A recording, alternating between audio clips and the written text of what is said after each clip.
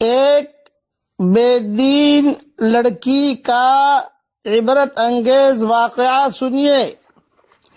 ایک آدمی نے اپنی بیٹی کی تعلیم کا، دینداری کا کوئی خیال نہ کیا، حتیٰ کہ اس کو خوب مال پیسہ دیا۔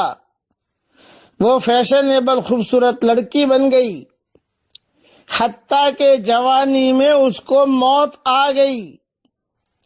اس آدمی کی بڑی تمنا تھی کہ بیٹی جوانی میں جدا ہو گئی، میں کبھی اس کو خواب میں تو دیکھوں، یہ اس کی تمنا تھی، اور دعا مانگا کرتا تھا کہ میری بیٹی کس حال میں ہے۔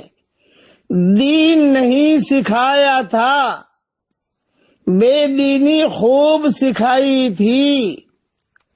ایک دن اس نے خواب میں دیکھا کہ اپنی بیٹی کی قبر پر کھڑا ہے۔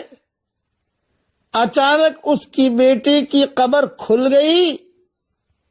کیا دیکھتا ہے کہ بٹیا بے لباس پڑی ہے۔ اس نے اپنے ستر کو چھپایا، مگر اس لڑکی کی حالت تو عجیب تھی۔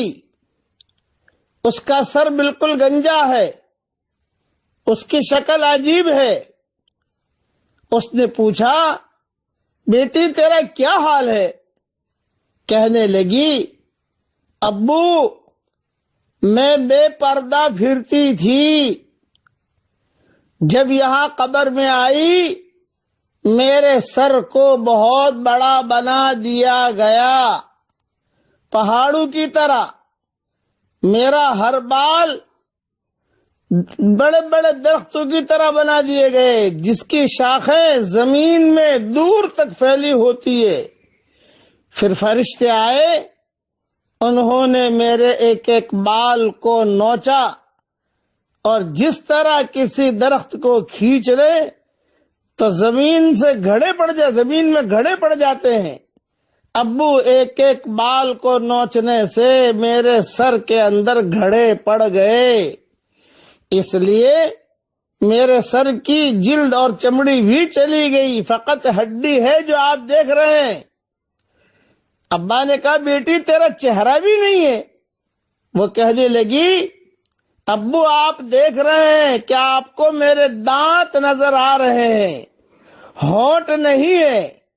اس کی وجہ یہ تھی کہ میرے ہونٹوں پر سرخی، وہ لال لال لگاتی ہے نا، لپسٹک کہتے ہیں، کہ سرخی لگی ہوئی تھی، اور میں اسی طرح وضو کر کے نمازیں پڑھ لیتی تھی۔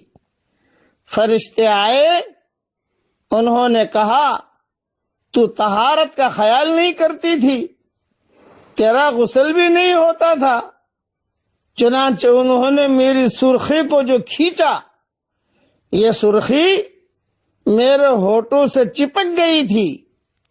سرخی کے ساتھ اوپر اور نیچے کے دونوں ہونٹ بھی کٹ گئے، اس لیے آپ کو میرے 32 دانت نظر آ رہے ہیں، ہونٹ اوپر اور نیچے نہیں ہیں۔ باپ نے کہا، بیٹی تیرے ہاتھوں کی انگلیاں زخمی نظر آتی ہیں۔ ہاں ابو، میں ناخن میں پالش لگایا کرتی تھی۔ فرشتے آئے، کہنے لگے، تیرے ناخنوں کو ہم کھینچیں گے۔ انہوں نے میرے ایک ایک ناخن کو کھینچا۔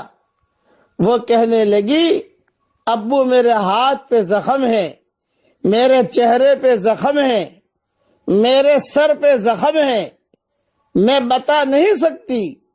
آپ نے مجھے اتنی محبت دی تھی، میں نے جو خواہش کی ابو آپ نے پوری کر دی۔ مجھے اتنی محبت دی، میں تو غم پریشانی کو جانتی بھی نہیں تھی۔ آپ نے شہزادیوں کی طرح مجھے پالا۔ کاش ابو آپ مجھ پر ایک احسان اور کرتے کہ مجھے دین کی سمجھ بھی دیتے، تو میں آج اس عذاب میں گرفتار نہ ہوتی۔ یہ یہاں پر قبر میں نہ خاوند کو بلا سکتی ہوں، نہ میں آپ کو SMS کر سکتی ہوں، نہ آپ کو فون کر سکتی ہوں، نہ میں آپ کو پیغام بھیج سکتی ہوں، اکیلی یہاں پڑی ہوں۔ فرشتے آتے ہیں، ہاتھوں میں گرز ہوتے ہیں، میری پٹائی کرتے ہیں۔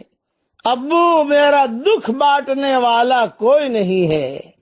اس آدمی کی آنکھ کھل گئی، تب اس کو احساس ہوا کہ کاش میں اپنی بیٹی کو دین سکھاتا، میری بیٹی آگے جا کر جنت کی نعمتوں میں پل جاتی۔ سوچنے کی بات ہے، تو جن بیٹیوں کو اتنے پیار محبت سے پالتے ہیں، ان کو اگر ہم دیندار نہیں بنائیں گے تو جہنمی فرشتوں کے ہاتھوں میں جائے گی اور ان کی درگت بنے گی۔ اس لیے بہتر یہ ہے کہ ہماری بیٹیاں، بچیاں، بہوئیں یہ جو لال لال چیزیں لگاتی ہیں، لال لال، ہونٹ پر لال، انگلی پر لال، وہ ناخنوں پر لال، پاؤں کے ناخنوں پر لال، یہ لال لال نہیں ہوتا، یہ جہنم کے انگارے ہوتے ہیں۔ وہ جہنم کے انگارے، اس کی وجہ سے نمازیں بھی نہیں ہوتی، علماء نے لکھا ہے۔ اس لیے یہ میں نے مختصر نصیحت کر دی ہماری جوان بچیوں کو۔